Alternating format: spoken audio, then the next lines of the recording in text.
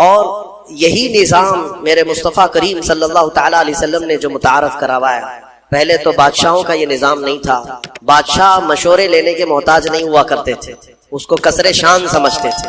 لیکن رسول کریم صلی اللہ تعالیٰ علیہ وسلم جو سید المعصومین ہیں اور سید الانبیاء, بلکہ اللہ تبارک و تعالیٰ نے ان کو ما کان و ما یکون کا علم عطا کیا, باوجود اس کے صحابہ اکرام کے درمیان ہر معاملے کو رکھتے تھے اور پھر پوچھتے تھے کہ تمہاری اس معاملے میں رائے کیا ہے.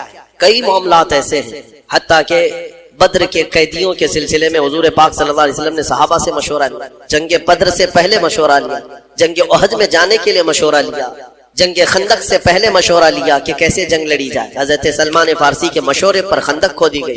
حدیبیہ کے موقع پر مشورہ لیا گیا. حضور اکرم صلی اللہ تعالی علیہ وسلم نے اس کو ایک مضبوط نظام متعارف فرمایا دنیا میں کہ شورا جو ہے یہ اسلام کا خاصہ ہے اور اللہ تبارک و تعالی اس میں برکت نازل فرماتا ہے.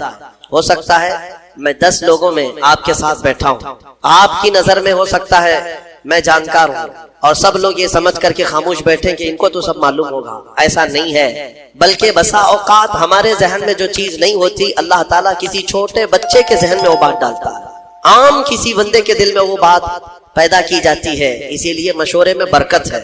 اس کے میں آداب بتاتا ہوں. مشورہ ایک پورا مکمل ایک ٹاپک ہے.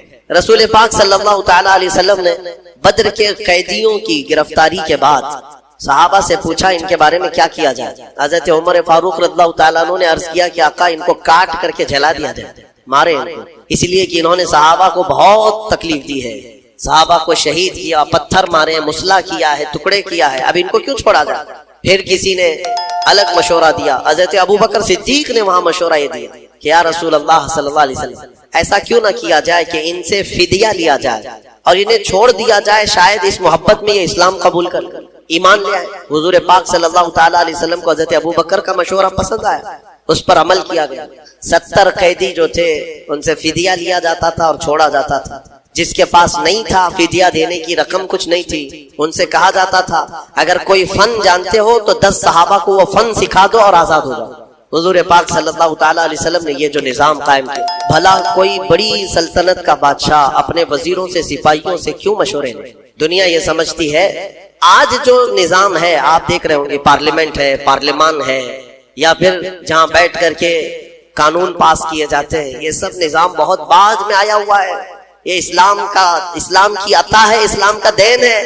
ورنہ ہوتا یہ تھا کہ بادشاہ رات میں سویا, خواب میں ہی اسے کچھ سمجھ میں آ گیا تو صبح قانون بنا دے گا, کل سے یہ قانون ہے, میں نے خواب یہ دیکھا ہے, اس کو کوئی چیلنج بھی نہیں کر سکتا. آج بھی سعودی میں یہی تو ہوتا ہے, 1 سال میں ان کے 70 قانون بدلتے ہیں, آتے ہیں جاتے ہیں, کوئی بل پاس کرنے کی ضرورت نہیں. رات کے 12 بجے بادشاہ اعلان کر دیا, سارے ویب سائٹ میں چلا گیا, کل صبح سے 6 بجے یہ قانون سارے ڈپارٹمنٹ میں پہنچ گئے, یہ قانون. یہ شورا نہیں ہے. ہاں, یہ جو نظام پھر پارلیمانی قائم کیا گیا, یہ شورا کے بیس پر ہی قائم کیا گیا ہے کہ سب کی رائے لی جائے اور پھر اس پر اتفاق کیا جائے. حضور پاک صلی اللہ تعالی علیہ وسلم کئی مرتبہ ایسا ہوا کہ صحابہ سے مشورہ لیا. ایک بار مدینہ طیبہ جب تشریف لائے تو صحابہ کلمی کرتے تھے. کلمی کرنا جانتے ہیں؟ کھجوروں کے درختوں کو جوڑ دیا جاتا ہے, ایک نر اور ایک مادہ. کسان لوگ جانتے ہوں گے اس کو کیا کہتے ہیں, ہیبرڈ. شاید کسانوں کی زبان وہ جانتے ہیں کہ یعنی ایک میل اور ایک فیمیل درختوں میں بھی ہوتے ہیں, ان دونوں کو جوڑ دیا جاتا ہے تو بہت جلدی بڑھتے ہیں اور پھل اچھے دیتے ہیں. یہ جو کلمی کرنا اس کو کہتے ہیں. کھجوروں کے درختوں کو صحابہ کلمی کرتے تھے. میرے آقا صلی اللہ علیہ وسلم جب آئے, صحابہ نے حضور نے پوچھا یہ کیا کر رہے ہو؟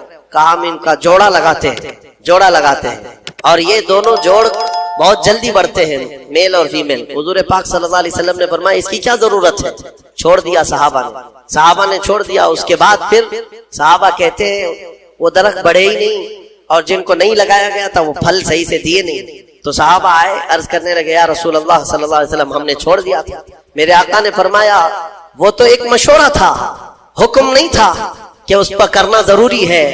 باقی اگر تم اس معاملے کو بہتر جانتے ہو تو پھر کیا کرو. نبی اکرم صلی اللہ تعالی علیہ وسلم نے مشورے کے سلسلے میں یہ جو آداب بتائے ہیں, مشورہ جو ہے وہ حکم نہیں ہوتا, یعنی کسی کے اوپر زبردستی نافذ کرنا, امپلیمنٹ کرنا نہیں, اس کو مشورہ نہیں کہتے. حضرت ابو بکر صدیق رضی اللہ تعالیٰ عنہ کا ایک قول ہے توجہ چاہتا ہوں، جب کوئی تمہارا بھائی تمہارے پاس مشورہ لینے آئے تو امانت داری کے ساتھ اللہ کو گواہ بنا کر اس کے لیے خیر کا مشورہ دو، خیر کا مشورہ دو، گمراہ مت کرنا۔ حضرت ابوبکر صدیق فرماتے ہیں کہ مشورہ دیا، پھر آنے والے نے مشورہ قبول کیا تو ٹھیک ہے، نہیں تو دو باتیں ہیں، اگر مشورہ صحیح نہیں دیا تھا تو اس آدمی میں خیر نہیں، اور اس نے مشورہ دے دیا تھا لیا نہیں تو اس آدمی میں خیر نہیں، دو میں سے کسی ایک میں خیر نہیں۔ اچھا مشورہ لینے سے کترایا، پیچھے ہٹ گیا تو گویا کہ اس آدمی میں خیر نہیں ہے۔ اب یہاں پر یہ بحث گنجھلک نہ ہو جائے، میں تھوڑی سی وضاحت کر دیتا ہوں۔ اس کی کیٹیگری ہے مشورہ جو ہے کس سے کرنا چاہیے کس سے نہیں کرنا چاہیے، اس کے بھی آداب ہیں۔ ہاں، آپ میڈیکل سائنس کے اسٹوڈنٹ ہیں، آپ ڈاکٹریٹ کر رہے ہیں، بایولوجی پڑھ رہے ہیں اور کسانوں سے مشورہ کر رہے ہیں کہ اس میں آپریشن میں کیسے کروں، سکسیس کیسا ہوگا، پیٹ کا آپریشن، سر کا آپریشن، تو یہ کیسی بات ہے، یہ لا یعنی بات ہے۔ پھر کسان مشورہ دے گا، بڑا پھاوڑا لے لو، چھوٹی کدالی لے لو، پیٹ پھاڑو، اس کے فن کے مطابق جو چیز ہوگی اس سے مشورہ کیا جائے گا، اور تمہارے علم سے ریلیٹڈ جو لوگ ہوں گے ان سے مشورہ کیا جائے گا۔ اسی لیے سارے علوم کے اور سارے فنون کے متعلق آپ اتنا تو جانتے ہیں، طبیعت خراب ہے تو 4 ڈاکٹروں سے مشورہ لیا جاتا ہے، آپریشن فلاں کہہ رہا ہے، فلاں کہہ رہا ہے، سب سے مشورہ لے لیتے ہیں کہ کیا کرنا ہے۔ آپ جو ہے انجینئرز کے پاس جاتے نہیں، آپ کو اتنی خبر ہے، اگر کڈنی خراب ہے تو انجینئر کو نہیں دکھاتے، سب ڈاکٹروں سے مشورہ لیتے ہیں۔ گھر کی چھت میں لیکیج ہے تو ڈاکٹروں کو نہیں بلاتے کہ آؤ میرے چھت پہ ایک انجیکشن لگا دو، آپ کو پتا ہے، پھر انجینئر سے پوچھتے ہیں، کئی لوگوں سے مشورے لیتے ہیں۔ اتنا سینس سب کو ہے کہ جس فیلڈ کی بات ہوگی اس کے ماہرین سے ہی مشورہ لیا جائے گا، لیکن افسوس ایک بات کا ہے کہ دین کے معاملات میں اس کا خیال نہیں رکھتے لوگ۔ دین کی فیلڈ کے جو ماہرین ہیں انہی سے دین کے مسئلوں کے مشورے کرنا چاہیے، نہ کہ راستہ جھاڑنے والے، سبزی بیچنے والوں سے اگر فتوے پوچھتے رہو گے تو پھر ظاہر سی بات ہے آج جو نظام درہم برہم ہو رہا ہے اس کی وجہ یہی۔ مشورہ کس سے لے رہے ہو؟ دین کی سوجھ بوجھ اس کے اندر ہے یا نہیں؟ میرے آقا صلی اللہ تعالیٰ علیہ وسلم کی حدیث پاک صادق آتی حضور نے فرمایا، آخر زمانے میں لوگ جاہلوں کو اپنا سردار بنا لیں گے، ان سے فتوے پوچھیں گے اور وہ بغیر علم کے فتوے دیں گے، خود بھی گمراہ ہوں گے، قوم کو بھی گمراہ کریں گے۔ آج یہ حالات ہے، لوگ اس سلسلے میں کیوں آپ کا سینس مر جاتا ہے؟ قرآن کے متعلق، حدیث پاک کے متعلق دینی معلومات جو کچھ بھی لینی ہے وہ دین کے ماہر علماء سے ہی لینی چاہیے، باقی چاہے جو بھی ہو ان سے اگر آپ مشورے لوگے تو وہ تیر چلائے گا، اندھا دھند فائرنگ کرے گا، ایسا ہوگا ویسا ہوگا۔ ایسے جاہلوں سے مشورے لے کر کئی لوگوں کی طلاق ہو گئی اور کئی طلاق کے بعد زنا کرتے رہ گئے۔ نہیں ہوا، جاؤ گھر میں، کون بولتا ہے طلاق نہیں ہوئی؟ اس صاحب نے کہہ دیا، جاہلوں نے اس کے بعد اپنے گھر میں ویسی جینا شروع کر دیا جبکہ ہر دن زنا کا گناہ ہے۔ تو ماہر اور خبیر لوگوں سے ہر فیلڈ کی جس طرح مشورہ کیا جاتا ہے، دین کے معاملات میں بھی مشورہ انہی سے کیا جائے جو دین کے ماہر ہیں۔ اچھا، ایک اور بات، نوجوانوں کو آج مناظرہ کرنے کا بڑا شوق رہتا ہے، ڈیبیٹ کرنے کا، وہ بھی کس پہ؟ فیس بک پہ، واٹس ایپ پہ، اور کن کن معاملات پہ ڈیبیٹ کرتے رہتے ہیں؟ عقیدے کے معاملات پر، کبھی اہل حدیث سے، کبھی دیوبندیوں سے، کبھی شیعوں سے۔ یہ جو اختلافی مسائل ہیں ہمارے مابین، بعض عقیدے کے ہیں، بعض الگ ہیں، تو ان پر ہمارے نوجوان ڈیبیٹ کر رہے ہیں فیس بک پر، لمبی لمبی چوڑی چوڑی تحریریں۔ کچھ سالوں پہلے کی بات ہے، شاید 1-2 سال گزرے ہوں، رات کے 2:30 بج رہے تھے یا 2 بج رہے تھے، مجھے فون کنٹینیو آ رہا ہے۔ ظاہر سی بات ہے اتنی رات کو اگر فون آئے تو کسی کی ایمرجنسی ہوگی، سیریس ہوگا۔ اٹھا کر کے معلوم کہ ایک نوجوان کہتا ہے، حضرت ایک فلاں فلاں مسئلہ آ گیا، پیش آ گیا ہے، جلدی سے آپ کو بتانا۔ اتنی رات کو کیا مسئلہ ہے؟ کہانی بحث ہو رہی ہے، ہماری دلیل دینا ہے۔ کیا ہے؟ علم غیب کے متعلق کچھ بحث ہو رہی ہے۔ میں نے کہا کہاں ہے، کون سی محفل میں بیٹھے آپ؟ کہاں نہیں، ہمارے گھر کے باہر کٹے پہ بیٹھے ہوئے ہیں، گلی میں بیٹھے ہوئے ہیں، رات جگہ چل رہا ہے، اور 2 باہر کوئی چھوٹے نوجوان ہوں گے، ان کے ساتھ ان کا ڈیبیٹ چل رہا ہے، اور رات کے 2:30 بجے ہم سے مسئلہ پوچھ رہے ہیں۔ میرے عزیزوں، دین کے معاملات میں اگر ڈسکس کرنا ہے، میں اس کو منع نہیں کرتا، ڈیبیٹ کرنا ہے، مناظرہ کرنا ہے، شوق سے کرو، لیکن جاؤ کسی دارالعلوم میں پہلے داخلہ لے لو، اصولی علم پڑھ لو، علم نحو کیا ہے، علم صرف کیا ہے، علم حدیث کیا ہے، علم فقہ کیا ہے، اصول حدیث ہے، اصول فقہ ہے، اصول تفسیر ہے، علم ناسخ و منسوخ ہے، بلاغت ہے، معانی ہے۔ کتنے علوم پڑھنے کے بعد آدمی کیپیبل ہوتا ہے کہ دین کے معاملات میں وہ رائے دے سکے، اور ان سارے علوم کی بو باس بھی نہیں لگی اور لمبے چوڑے مناظرے چل رہے. ہوتا یہ ہے کہ پھر گمراہی آ جائے گی. گمراہ یا تو تم گمراہ ہو جاؤ گے یا سامنے والے کو گمراہ کرو گے. اس لیے ان معاملات میں جب بھی کبھی ایسے معاملات آ جائیں، ڈسکشن کرنا پڑے، ڈیبیٹ کرنا پڑے، کچھ لوگ چھیڑتے ہیں تم لوگ ایسا کرتے ہو، اس کی کیا دلیل ہے؟ ان کا جواب صرف ایک ہی ہے کہ چلے ہمارے علماء اکرام کے پاس بیٹھتے ہیں، وہاں سے آپ کو ساری چیزیں مل جائیں گی، وہاں سے آپ کو بتا دیا جائے گا. اور وہ جتنے چوہے تمہیں گمراہ کرتے ہیں وہ کوئی علماء کے پاس نہیں آنا چاہتے. راستے پہ، نکڑ پہ، بازار میں پکڑ پکڑ کر کے تمہیں دلیلیں سنانے کی کوشش کرتے ہیں. حدیث میں یہ ہے، بخاری میں یہ ہے، مسلم میں یہ ہے. سامنے والا امپریس ہوتا ہے. شاید ہمارے پاس بھی ایسے بہت سارے ہیں. ایک صاحب آئے اور کہنے لگے، کسی بات کے بارے میں سوال کرنے لگے. کہا کہ یہ آپ حدیث سے بتا سکتے ہیں کہاں ہے؟ کہا میں بتا تو سکتا ہوں، آپ کو سمجھ میں آئے گا. میرے ڈیسک پر یہی کی بات ہے، جب میں یہاں موجود تھا بڑی کتاب رکھی ہوئی تھی. میں نے کہا یہ دیکھیے، یہ بخاری شریف اگر میں کھول کر کے دکھاؤں گا تو آپ مان لیں گے؟ انہوں نے کہا کیوں نہیں مانیں گے، بالکل مانیں گے، بخاری شریف کو مانیں گے. میں نے کہا یہی تو تمہاری گمراہی ہے. یہ بہار شریعت رکھی ہوئی، سامنے موٹی کتاب بہار شریعت رکھی ہوئی ہے. ہم نے صرف اس سے کہا کہ یہ بخاری شریف دکھائیں آپ کو، تو ان کو کتاب کا نام تک نہیں معلوم، تو پھر کس بات پر ڈسکس کرنا چاہتے ہیں؟ تو جہالت کے معاملات ایسے ہیں میرے عزیزو، آدمی گمراہ ہو جاتا ہے. اسی لیے میں جو بات کہہ رہا ہوں وہ یہ ہے کہ جب ایسے معاملات آئے تو دین کے ماہرین کے پاس جاؤ، جو علم والے ہیں. قرآن بھی کہتا ہے فَاسْأَلُوا أَهْلَ الذِّكْرِ إِن كُنتُمْ لَا تَعْلَمُونَ. اہل ذکر یعنی علم والوں سے سوال کرو اگر تمہیں کسی بات کا علم نہیں ہے. اللہ تعالیٰ نے فرمایا جاؤ ان سے پوچھو، سوال کرو. تو یہ مشورہ، اور کچھ لوگوں کے متعلق فرمایا گیا مشورے نہ لیں. وہ لوگ جو فاسق و فاجر ہیں، اللہ کا خوف نہیں رکھتے دل میں، ان سے مشورہ لینے کی ضرورت بھی نہیں. ان سے مشورہ لینے کی ضرورت بھی نہیں ہے. جن کو آخرت کا خوف نہیں، اللہ کا خوف نہیں، وہ تمہارے حق میں بہتر مشورہ کیا دے سکتا ہے؟ مشورے کے لیے سب سے بہتر وہ شخص ہے جو اللہ کا خوف رکھتا ہے اور آخرت سے ڈرتا ہے. وہ مشورے کا سب سے موزوں آدمی ہوا کرتا ہے. اور اس کے علاوہ بعض مقامات پر یہ بھی کہا گیا ہے کہ بہت چھوٹے، نابالغ اور عقل نہ رکھنے والوں سے مشورے نہ لیے جائیں. اور بعضوں نے کہا کہ عورتوں سے بھی یہ نہیں ہے کہ لینا ہی نہیں چاہیے، بات کر سکتے ہیں، ڈسکس کر سکتے ہیں، مشورے لے سکتے ہیں، لیکن ضروری نہیں کہ ہر مشورے پر عمل کیا جائے. ضروری نہیں ہے ہر مشورے پر عمل کیا جائے. میں نے شاید اس سے قبل بتایا تھا، حضور پاک صلی اللہ تعالی علیہ وسلم نے اپنی ازواج مطہرات میں حضرت ام سلمہ رضی اللہ تعالیٰ عنہ کی اس بات پر تعریف فرمائی تھی کہ عورتوں میں سب سے بہترین مشورہ دینے والی خاتون. صلح حدیبیہ کے موقع پر حضرت ام سلمہ رضی اللہ تعالیٰ عنہ نے حضور کو مشورتاً عرض کیا تھا. حضور صحابہ سے کہہ رہے تھے بال منڈا لو، احرام اتار لو، کوئی نہ بال منڈا رہے تھے نہ احرام اتار رہے تھے. 3 بار حضور نے فرمایا تو حضور کو غم ہوا. اندر آئے تو غمگین تھے. ام سلمہ نے عرض کیا یا رسول اللہ، آپ انہیں بولے نہیں، ان کے سامنے جا کر آپ خود اپنے بال حلق کر لیں، اپنا احرام اتار لیں. وہ تو اس انتظار میں ہے کہ شاید وہی آئے گی اور دوسرا پیغام آئے گا. حضور پاک صلی اللہ علیہ وسلم نے حضرت ام سلمہ کے مشورے پر صحابہ کے سامنے آئے اور اپنے بال حلق کر لیے. سارے صحابہ اپنے بالوں کو حلق کر سبوں نے احرام اتار دیا، کیونکہ یقین ہو گیا اب حکم بدلنے والا نہیں. تو یہ مشورے کے آداب آپ سیکھیں، اور پھر نظام جو ہے مشورے سے ہی چلتا ہے. حضور پاک صلی اللہ تعالی علیہ وسلم جب بڑے بڑے معاملات بھی ہوتے تو صحابہ کو جمع کرتے، مشورہ کرتے. مشورے کی ایک دوسری خصوصیت یہ بھی ہے کہ کام ہونے سے قبل اگر کوئی اہم کام ہے تو فرمایا گیا کہ ایسوں سے مشورہ کرو جو تمہارے راز کا امانت دار ہو، رازوں کا امین ہو، اس سے مشورہ کرو. یعنی آج تم مشورہ کرنے کے لیے گئے، مشورہ تو دے دیا اور اس نے پھر جا کر کے طبلہ بجانا شروع کر دیا، میرے پاس آیا تھا فلاں ایسا کیا ہے ویسا کیا ہے. اس چیز کو بھی غلط ٹھہرایا گیا ہے.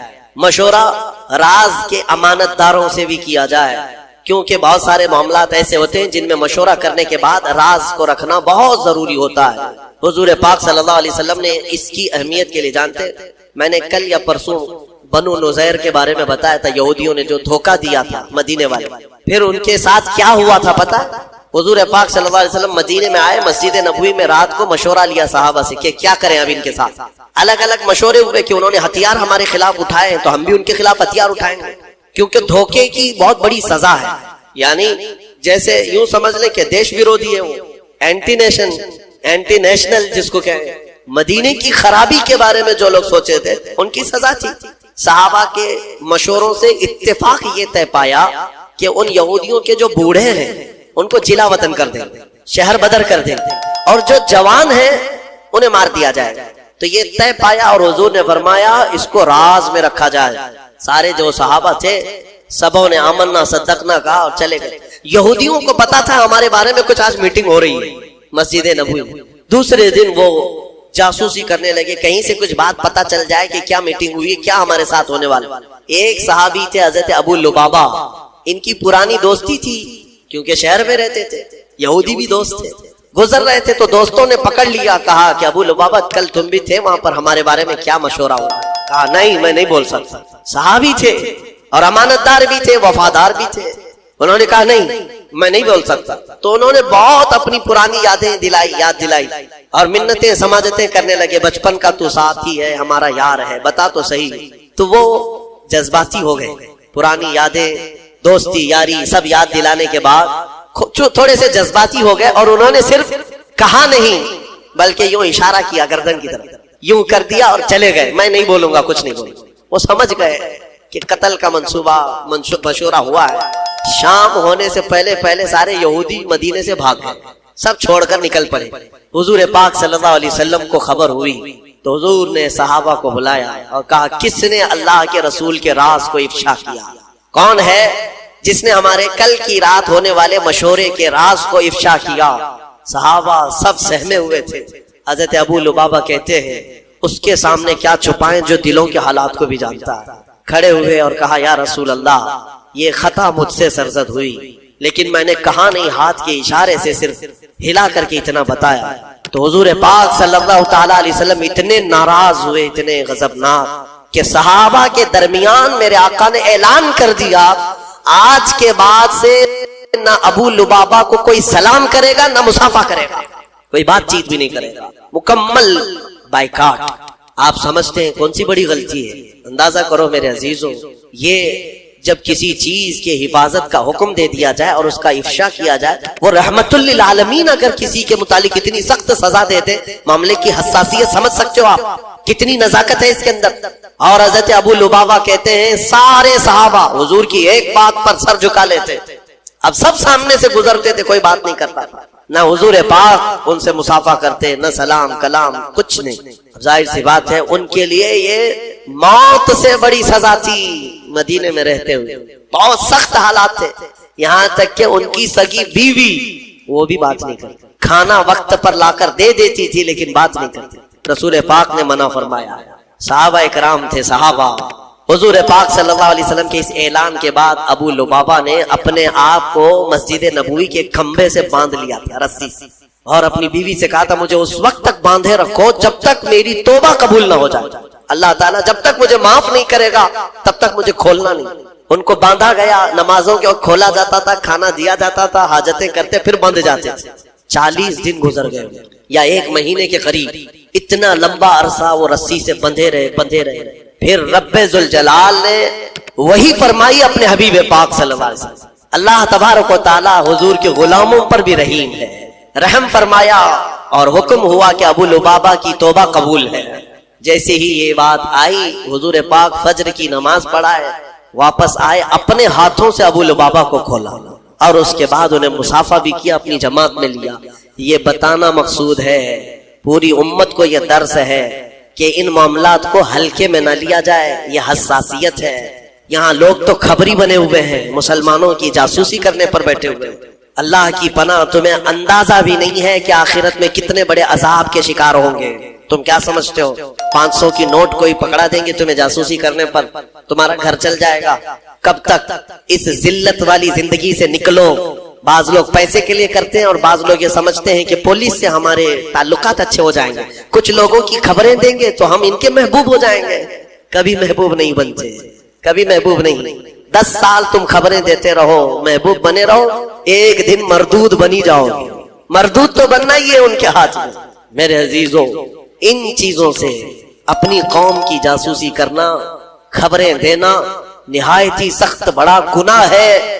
اللہ کا عذاب اس شخص پر ہے جو مومنین کے متعلق اس طرح کی باتیں کرتا ہے۔ قرآن کہتا ہے وَلَا تَجَسَّسُوا، جاسوسی مت کرو، خبریں لے جا کر، بلکہ میرے آقا صلی اللہ علیہ وسلم نے فرمایا من ستر اخیہ ستر اللہ لہ، جس نے اپنے بھائی کا کوئی عیب دیکھا اور چھپا دیا، قیامت کے دن اللہ اس کے سارے عیب چھپائے، تمہیں ننگا ہونے سے بچا لیا جائے گا۔ تو ان چیزوں پر عمل کریں۔ بہرحال یہ مشورے کے سلسلے میں گفتگو تھی، بات جو عرض کرنی تھی وہ یہ ہے کہ ایک آیت ہم نے آج تلاوت کی، اللہ فرماتا ہے من کان یرید حرث الآخرۃ نزد لہ فی حرثہ، جو آخرت کی کھیتی ہم سے مانگتا ہے ہم اس کی کھیتی میں بہت اضافہ کر دیتے ہیں۔ ومن کان یرید حرث الدنیا نؤتہ منہا، اور جو ہم سے دنیا کی کھیتی مانگتا ہے ہم اسے بھی دیتے ہیں۔ وما لہ فی الآخرۃ من نصیب، لیکن آخرت میں اس کا کوئی حصہ نہیں رکھا جاتا۔ جو دنیا مانگتا ہے اللہ فرماتا ہے ہم دنیا دیں گے اسے، لیکن آخرت میں اس کا کوئی حصہ نہیں۔ اسی لیے میرے عزیزو آخرت مانگو تو فرما رہا ہے کہ دنیا بھی دے دے گا اللہ، آخرت مانگو۔ 4 دن کے لیے کیا مانگو گے یہاں پر؟ کتنا بڑا گھر مانگو گے، کتنی گاڑیاں، کتنی اولادیں، پھر اس کے بعد تمہاری سانس اکھڑ جائے گی، ختم۔ ہمیشہ کا جو گھر ہے وہی مانگو اللہ کی بارگاہ میں۔ اور اگر دنیا مانگنا بھی ہے تو اللہ کی بارگاہ میں یوں مانگو جیسے اس نے خود سکھایا ہے، ربنا آتنا فی الدنیا حسنہ وفی الآخرۃ حسنہ، اے ہمارے رب دنیا میں جو سب سے اچھی چیز ہے وہ مجھے عطا کر، اور آخرت میں جو سب سے اچھی چیز ہے وہ مجھے عطا کر، وقنا عذاب النار، اور دوزخ کے عذاب سے ہمیں بچا لے۔ دنیا میں اچھی چیز مانگنا کیا ہے؟ کیا اچھی چیز مانگو؟ اس کی تفسیر میں فرمایا گیا دنیا کی سب سے اچھی چیز کیا ہے؟ آپ گیس کرو، آپ کے دماغ میں کیا ہے؟ ایک بڑا محل، بہت سارا مال، بڑی جائیداد۔ دنیا کی سب سے اچھی چیز کیا ہے؟ حدیث پاک میں ہے المرأۃ الصالحہ خیر متاع الدنیا، پوری دنیا کے سامان میں اگر سب سے اچھی چیز کوئی ہے تو نیک بیوی کا مل جانا۔ نیک بیوی اگر کسی کو ملی ہے آدھی دنیا ملی ہے اس کو، حدیث پاک کی بات میں کہہ رہا ہوں۔ تو دنیا جب مانگی جائے تو نیک و صالح عورت کی تمنا کرنا یہ آدھی دنیا مانگنے کے برابر ہے۔ حقیقت ہے میرے عزیزوں، وہیں سے تمہاری نسل ہے، وہیں سے تمہارا گھر ہے، وہیں سے سب کچھ ہے، حتیٰ کہ تمہارے دماغ کا بھی سارا سکون یا برباد ہونا سب وہیں سے کنیکشن ہے۔ دیکھ لو ایک بات، بہت سارے لوگ جو شادی شدہ ہیں اس کو آزماتے ہوں گے یا محسوس کرتے ہوں گے، زندگی پھر جڑ جاتی ہے، کوئی کام میں وہ تنہا نہیں ہے، ہر چیز میں ساتھ ہے، اور اگر ساتھ والی جلاد ہے تو پھر اس کی یہ آدھی جہنم ہی ہے، آدھی جہنم ہی ہو جاتی ہے اگر جلاد مل گئی، کیونکہ اس کے دماغ پر اثر ہے، اس کے بزنس پر اثر ہے، دوستوں پر اثر ہے، رات کو سویا نہیں، دن بھر بک بک کرتا رہے، اور پھر اس کے بعد سگریٹ کی عادت، بیڑی کی عادت، پھر نشے کی عادت، پھر اس کے بعد نہ جانے کون کون سے راستے اختیار کرتا ہے۔ اگر خاتون صحیح نہ ہوئی تو اس نے اپنی زندگی آدھی تباہ کر دی، اور اگر نیک ہوئی اللہ تعالیٰ نے بہت بڑا انعام تمہیں دے دیا، بہت بڑا انعام دیا۔ میں نے حضرت علامہ ارشد القادری رحمۃ اللہ علیہ، بڑے مناظر ہیں، ان کی بہت ساری کتابیں ایسی ہیں جو آج پوری دنیا میں مشہور ہیں، کتابیں جو انہوں نے لکھا، زلزلہ، زیر و زبر، بہت ساری۔ ایک کوئی کتاب ہے جس کتاب کو انہوں نے انتصاب جو کرتے ہیں، کتاب لکھنے کے بعد شروع میں کسی کے نام پر کیا جاتا ہے، میں اپنے پیر کے نام پر یہ کتاب کر رہا ہوں، غوث پاک کے نام پر، غریب نواز کے نام پر کتاب کو منسوب کرتے ہیں۔ انہوں نے ایک کتاب اپنی بیوی کے نام منسوب کی، تو اس کی وجہ انہوں نے بتایا کہ اگر میری بیوی کا تعاون نہ ہوتا تو میں اتنے دین کی خدمات کر ہی نہیں سکتا۔ صحیح بات ہے، اگر سوار رہتی تو پھر یہ کہاں جاتے، کہاں خدمت کرتے دین کی، کب کتاب لکھنے دیتی؟ بچے کی دوا لاؤ، بچے کا دودھ ختم ہو رہا ہے، بازار سے سامان لاؤ، گھر میں آٹا نہیں ہے، شکر نہیں ہے، تو تم تو پورے دن بھر کون سے دین کی خدمت کرتے؟ حقیقت انہوں نے کہا اللہ تبارک و تعالی دنیا میں جسے نیک و صالح خاتون عطا کرے وہ اس کے لیے بہت ہی بڑا انعام و اکرام ہے۔ اچھا، جن کی شادی نہیں ہوئی اور وہ نیک بیوی کی تمنا رکھتے ہیں تو یہی دعا کریں، ربنا آتنا فی الدنیا حسنہ، اس میں یہی شامل ہے، اے اللہ ہمیں دنیا کی سب سے اچھی چیز عطا کر، تو اس دعا میں وہ شامل ہے، اللہ نیک چیز عطا فرمائے، نیک عطا فرمائے۔ دوسری ایک دعا ہے، رب 19ویں پارے میں اللہ تعالیٰ نے یہ بھی ہمیں سکھایا ہے، اللہ تعالیٰ فرماتے ہیں ربنا ہب لنا من ازواجنا و ذریاتنا قرۃ اعین، اے ہمارے رب ہمیں وہ بیویاں دے یا وہ اولاد دے جو ہماری آنکھوں کی ٹھنڈک بنے، اور پھر متقین کا ہمیں امام بنا دے۔ متقین کا امام مطلب اولاد ایسی صالح پرہیزگار ہو کہ ہم ان کے امام ہوں۔ میرے عزیزو یہ دعا آپ کیا کریں۔ اخیر میں آج جو اہم آیت ہے اس پر میں گفتگو سمیٹتا ہوں۔ میرے آقا صلی اللہ تعالی علیہ وسلم نے یوں فرمایا، اللہ نے حضور سے یوں ارشاد فرمایا کہ اے حبیب آپ کہہ دیں، آپ فرما دیں کیا؟ قل لا اسألکم علیہ اجرا الا المودۃ فی القربى، اے محبوب آپ فرما دیں دین کی تبلیغ جو میں نے تمہیں کی ہے، تمہیں دین دیا، ایمان دیا، قرآن دیا، نماز روزے سب سکھائے، ان سارے کاموں پر اے میری امت کے غلاموں میں تم سے اجرت نہیں مانگتا۔ حضور یہ فرما رہے ہیں میں اس پر کوئی معاوضہ نہیں مانگتا، مگر ایک چیز کا سوال، وہ کیا ہے؟ میری اہل بیت سے محبت رکھنا، اہل بیت سے محبت۔ یہ حضور پاک نے فرمایا کوئی چیز اجرت میں نہیں چاہیے، لیکن حضور پاک صلی اللہ علیہ وسلم اگر یہ فرما رہے ہیں کہ اہل بیت سے محبت، تو اندازہ کرو کہ کتنی اہم چیز ہے۔ میرے آقا صلی اللہ تعالی علیہ وسلم کو اپنے اہل بیت کی محبت کتنی عزیز۔ ایک حدیث میں نے پڑھا، فرمایا من مات علی حب آل محمد مات مؤمنا، ایک جگہ مات شہیدہ، جو حضور کی آل اور اہل بیت کی محبت میں مر گیا اسے شہادت کی موت دی جائے، شہادت کی موت۔ رسول پاک صلی اللہ تعالی علیہ وسلم کی اہل بیت کون ہے؟ سیدہ کائنات فاطمۃ الزہرا سلام اللہ علیہا، ان کی اولاد امجاد مولا علی کرم اللہ وجہہ الکریم اور حضرت فاطمہ سے جو اولاد ہے یہ آل ہے۔ ساتھ ہی مفسرین نے فرمایا حضور کی تمام ازواج مطہرات وہ بھی اہل بیت میں ہیں، حضور پاک صلی اللہ تعالی علیہ وسلم کے ازواج مطہرات اہل بیت میں ہیں۔ حضور پاک صلی اللہ تعالی علیہ وسلم کے دونوں چچا حضرت امیر حمزہ حضرت عباس اہل بیت میں سے، حضور کے گھر والوں میں سے۔ ان سب سے محبت رکھنا ہمارا ایمانی فریضہ ہے، اور فرمایا کہ جس کے اندر بغض ہے اہل بیت کا تو پھر وہ ایمان کے ساتھ دنیا سے نہیں جائے گا، بغض مت پالو۔ حضور فرماتے فاطمہ میرے جسم کا ایک ٹکڑا ہے، جس نے اس سے محبت کی اس نے مجھ سے محبت کی، اور جس نے فاطمہ سے عداوت کی اس نے مجھ سے دشمنی کی، اس نے مجھ سے دشمنی کی، اور رسول سے دشمنی پھر کون سا ایمان ہے؟ تو حضور پاک صلی اللہ تعالی علیہ وسلم کی آل کی محبت ہمارے لیے بہت ضروری ہے، لیکن وہ محبت نہیں جو آج کچھ چوہے سکھا رہے ہیں۔ میں آپ کو صاف صاف بتاتا ہوں اہل بیت کی محبت یقیناً ہمارے لیے فریضہ ہے، لیکن غلو نہیں کرنا، اس میں ایسا مبالغہ نہیں کرنا کہ اہل بیت کو نبیوں کے اوپر پہنچا دیا یا پھر ان کو خدا کے درجے تک پہنچا دیا، وہ محبت کی بات میں نہیں کرتا۔ یقیناً ہماری اولاد، ہمارے جان، ہمارے مال سب سے زیادہ ہم ہمارے رسول سے محبت کرتے ہیں، اور ان کے بعد ان کے اہل بیت اور صحابہ سے محبت، یہ ہمارے لیے ضروری ہے۔ اہل بیت حسنین کریمین رضوان اللہ تعالی علیہ مجمعین، آپ اندازہ کریں میرے آقا صلی اللہ تعالی علیہ وسلم کس قدر ان سے محبت فرماتے تھے، کس قدر محبت، یہاں تک کہ نمازوں میں بھی حضور پاک صلی اللہ علیہ وسلم دونوں شہزادوں کو ساتھ لے کر کے نماز پڑھتے تھے۔ حضور کا ایک جبہ تھا کافی چوڑا، حضرت ابو ہریرہ کہتے ہیں ٹھنڈیوں کے دنوں میں حضور پاک صلی اللہ علیہ وسلم اس جبے کو پورا اوڑھ کر کے آئے یا چادر اوڑھ کر کے آئے، لیکن اندر کوئی چیز محسوس ہو رہی تھی۔ حضرت ابو ہریرہ کہتے ہیں میں نے بہت دیر تک کوشش کیا کہ حضور کس چیز کو چھپائے ہوئے ہیں، بعد میں چادر ہٹی تو پتا چلا حسن و حسین رضی اللہ تعالیٰ حضور پاک اپنے سینے سے چمٹا کر کے رکھتے تھے۔ میرے عزیزو حضور نماز کے لیے جائیں تو کوئی ہے جس کی مجال جو حضور کی پیٹھ پر سوار ہو جائے؟ وہ حسین اعظم ہے۔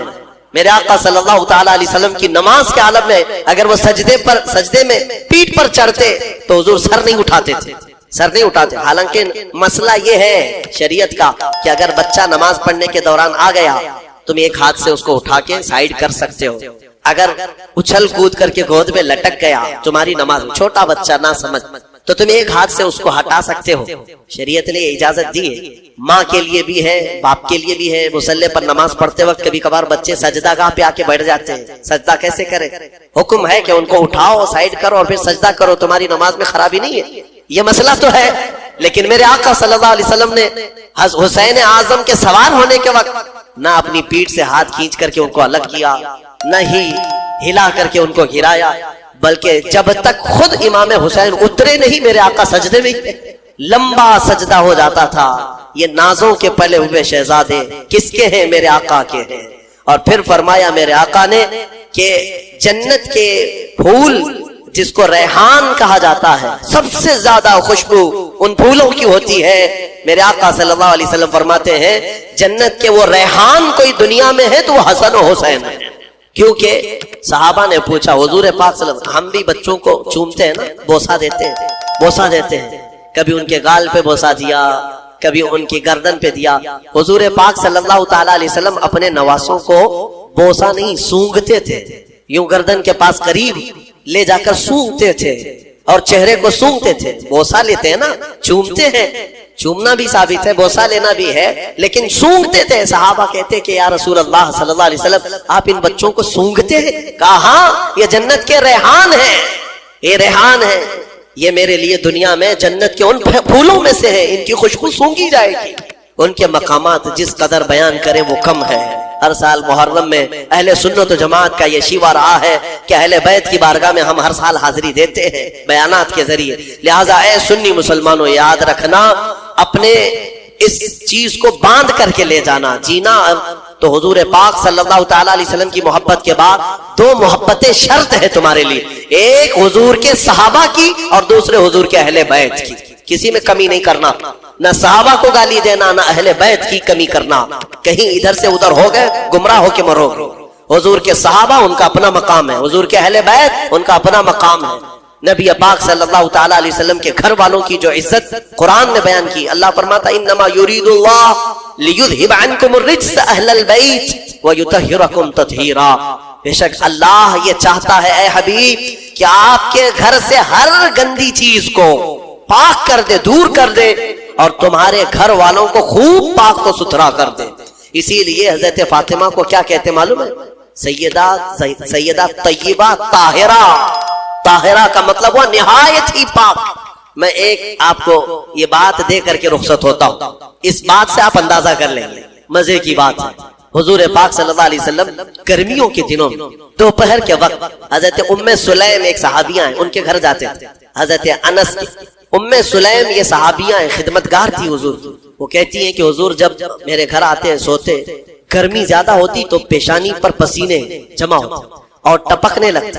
حضرت ام سلیم وہ پسینے کی بوندیں جمع کرتی تھی، وہ جمع کرتی تھی اور شیشی میں بھر لیتی تھی۔ ایک دن حضور پاک بیدار ہوئے، پوچھا ام سلیم یہ کیا کر رہی؟ وہ کہتی ہیں یا رسول اللہ صلی اللہ علیہ وسلم اس کو میں حفاظت سے رکھتی ہوں، مدینے میں جب بھی کسی کے گھر میں شادی ہوتی ہے تو دلہنوں کو ہم یہ عطر کے طور پر لگاتے ہیں۔ اللہ، صحابہ کا عقیدہ ہے دلہنوں کو عطر کے طور پر، اور اس میں جو خوشبو ہے وہ کسی بھی خوشبو میں نہیں آتی، نہ کستوری میں، نہ مشک میں، نہ عنبر میں، کسی میں نہیں۔ یہ جو پسینے کی خوشبو ہے صحابہ لگائے۔ جو بات میں کہنے جا رہا ہوں توجہ۔ اب محدثین فرماتے ہیں جن دلہنوں کو حضور پاک کا پسینہ لگایا گیا تھا شادی میں خوشبو کے طور پر، وہ تو ان کو لگایا ہی گیا، لیکن ان کے جو بچے پیدا ہوئے ان بچوں میں بھی وہ خوشبو آتی تھی، بچوں کے بچوں میں بھی آتی رہی، کئی سالوں تک یہ خوشبو منتقل ہوتی رہی۔ جن دلہنوں کو وہ پسینہ لگایا گیا تھا، پسینے کے قطرے جنہیں لگائے گئے ان کی اولاد خوشبودار ہوئی، اور جن کے جسم میں خود میرے رسول پاک کا خون دوڑ رہا ہو وہ حسن و حسین کی خوشبو کا عالم کیا ہو سکتا ہے؟